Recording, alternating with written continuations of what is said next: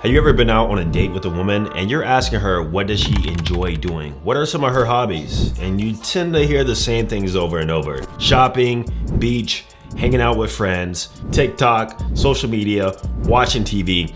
They're so boring. And I think when it comes to hobbies, they really define your character and can actually make you very, very attractive. That's why I believe as a man, you should all try to learn some attractive hobbies because it just overall makes you more interesting. So in today's video, I'm gonna go over some attractive hobbies that actually will help enhance your sort of character and personality as a man, all right? So without further ado, let's go ahead and get right into it. Now keep in mind, some of these hobbies I am gonna mention in this video are also some things that women have also mentioned that they find attractive within men. Now the goal obviously is not to learn all these hobbies, but I think according to your personality, your vibe, what you're already into, you can find some of these hobbies and maybe start to implement them in your day-to-day life. And at number one, we have traveling. We all know women love to travel. They like going out on new experiences, but as a man, if you haven't traveled that much, if you haven't seen the world, or if you generally don't enjoy traveling, then that's fine, but just do understand,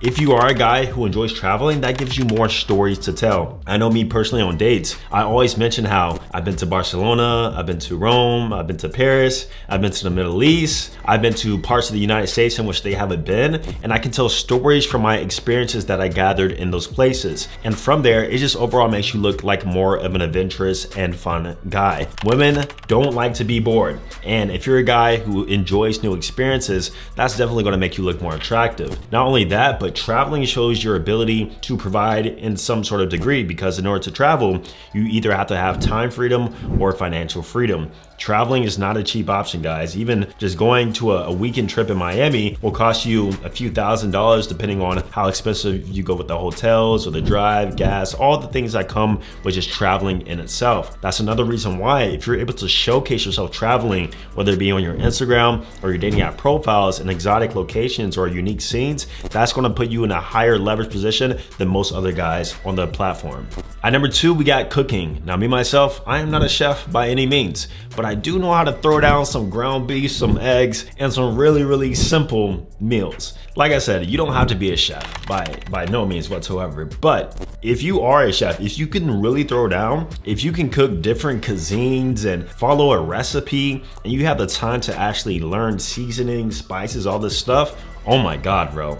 The amount of leverage you have is so beyond measure compared to any other guy, because that's so rare. Even me dealing with women, whenever I come across a girl who can actually cook, that immediately makes her so much more attractive. I don't care if she's a 6 or 7. If she can cook, you guys know, I might actually wife her. I just might. Now with cooking too, it's actually pretty easy to follow a recipe. I believe anybody could actually learn how to cook if they put in the work and the effort and the time. You know, with so much information out there, it's not that hard to learn how to cook. But like I said, if you cook a recipe or two, maybe once or twice a week, you cook it for both of you guys too, yeah man, that's gonna put you in the top tier position. At number three, we got playing a musical instrument. Now this one's pretty interesting because my background is I was in the band. I was in band from middle school to high school, and I played a brass instrument known as the French horn. It's a pretty unique instrument that most people have no idea what it is, but back in those days, it really wasn't cool to be in the band. It wasn't cool to play a musical instrument. But if you're an attractive guy, especially as you grow older and you have the competency to play an instrument, all of a sudden they start liking it. I remember a few years ago, I was playing the trumpet on my story because, you know, the similarities between trumpet and French horn is kind of similar. And so I was playing it, I posted on my story. Now all of a sudden I had like 4 or 5 girls swipe up with hard eyes and all this stuff. I'm like, where was this love at back when I was in the band? At that point in time, it just painted you in a lower perceived status. But also I do believe the instrument itself is important. The most attractive ones would definitely be piano and guitar. And also I would say saxophone too. I listen to Kenny G sometimes and I'm like, man, if I knew how to play this as good as Kenny G, best believe I might be romanticizing and seducing women on multiple dates. And I'll just pull out the saxophone as we're sitting on the couch, start playing, and they'll fall in love, man. And you guys know, guitar's a classic one. Pair that with singing, because your voice is also an instrument too. You are definitely, once again, you're in the top tier position, man. At number 4, we got combat sports, or learning some sort of martial art. I think this is attractive only because it provides and shows a sense of protection. It shows that you can defend yourself if you need to, and also it shows that you could potentially protect her, which is overall more attractive than not being able to. But at the same time, if you're like a serious fighter, a guy with cauliflower ear, very aggressive looking face, really high testosterone, this can in some cases actually be a red flag too and turn some girls off because you're a little too intimidating. But most of you guys aren't serious professional fighters out there. But even if you are, you know, if you're boxing casually as an amateur or you go to boxing classes, that can definitely make you look more attractive than not. Plus, when you learn a martial art, you tend to hold a different confidence level about yourself. You know, you kind of walk a little bit taller, you become less afraid of confrontation. Not that you should be confrontational, but in an instance where that is needed, you'll be more likely to stand your ground. At number 5, we got photography. So if you notice, a lot of these hobbies are based within creative work, right? The emotional side of things.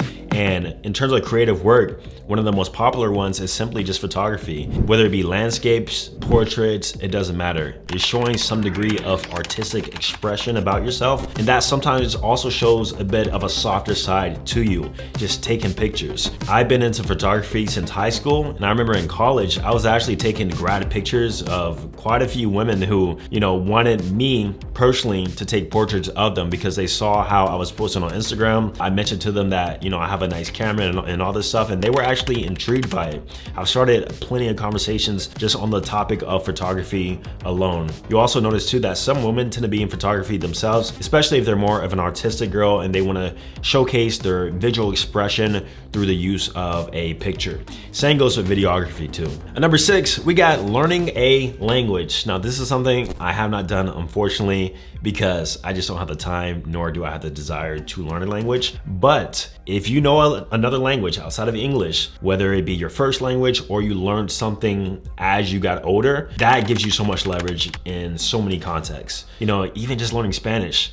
Going to South America, I've been to Colombia a few times, and you know, it's really hard to make any sort of connection with people who don't speak the same language as you, even if they know English a little bit. Like, you leveraging that alternate language that you do know just makes you so much more attractive. And plus, especially if a woman only speaks one language, but you could speak Spanish, you could speak French, maybe you know a little bit of German, that overall just shows your intellect too. Because learning a new language is not easy. I believe only a certain type of person, probably a higher IQ person who's more smarter and who's more dedicated and all these other positive qualities about themselves, gives them the ability to actually learn that language. And for that reason, it can definitely position you to be more attractive. Now, I don't know if learning languages is necessarily a hobby. Maybe just speaking and practicing foreign languages and teaching it and all that stuff could be considered a hobby, but I don't know anybody who actively practices foreign language for fun. I think that's really rare. And also, whatever is rare is unique, is attractive. So that could be a reason why too. Now at number 7, we got working out. Most of you guys are already doing this. Hopefully you're doing it in the right way though. But I would add in another layer to this, and I would have to say, you already know, doing calisthenics. Being able to do handstands, being able to be really good with your body weight has opened so many doors for me personally, has opened so many connections and conversations, because if you realize the aspect of calisthenics, it stems from a lot of gymnastics, and a lot of women either have done gymnastics in their past as kids, or they're just overall intrigued by it. Even men are intrigued by it too. If you go in the gym and you're ripped and lean, you can bust out a few handstands, you look really proficient and competent with your body weight. That just makes you a lot different than everybody else. That sets you in the top 1%. And I'm a true testament to actually experiencing this in real time. I actually made a whole video on this called Why Calisthenics Will Get You Laid